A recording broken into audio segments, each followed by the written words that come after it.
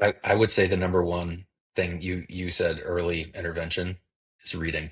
As much reading. If you're going to invest in anything, I know funds are limited when you're a young parent, invest in books and get the kids reading.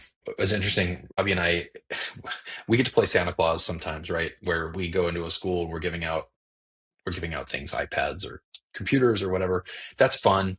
That's not the most impactful part of our job, but it is fun to go in and do that. There was a story from just a couple of months ago. Actually, I should let Robbie tell it.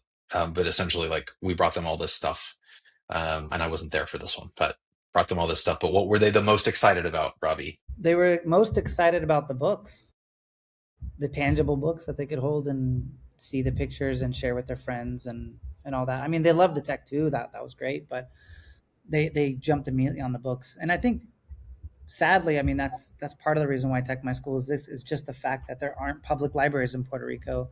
Schools don't have robust libraries themselves. Classroom libraries are anemic if they have them at all. So there's just definitely a need for that literacy and to build on those skills. Yeah, Yeah, exposure that to just showed language how is very everything important. is quite interconnected regarding all of this. That if the government doesn't fund libraries, then there'll be little access to reading. So it's all interconnected like that. Hmm. Yeah.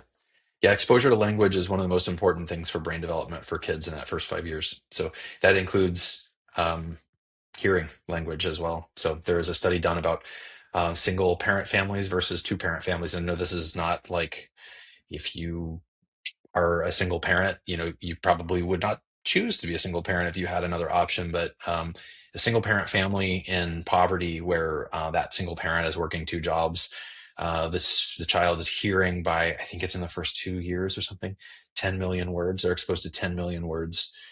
Whereas a two parent family, where they're not having to work two jobs, they're home with the kid more, they are eating meals together. That kid is exposed to 30 million words by that same period of time.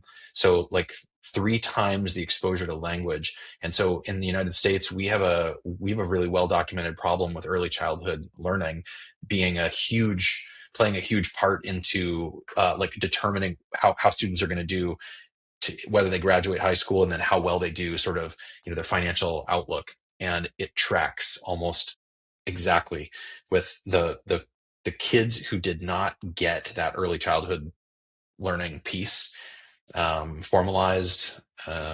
They have far, far worse outcomes. It's really hard. So that's the exposure to language, and a big part of that is reading. So, and you can say, my kid's 18 months old, they can't read. Why would I give them books with words? That's how they learn. They have to be looking at them. They have to be seeing them. So, but then you need to read to them too. We need to be reading to our kids as much as we can, I still read to my kids. I read to them last night. but not Okay, because thank they you. can't read.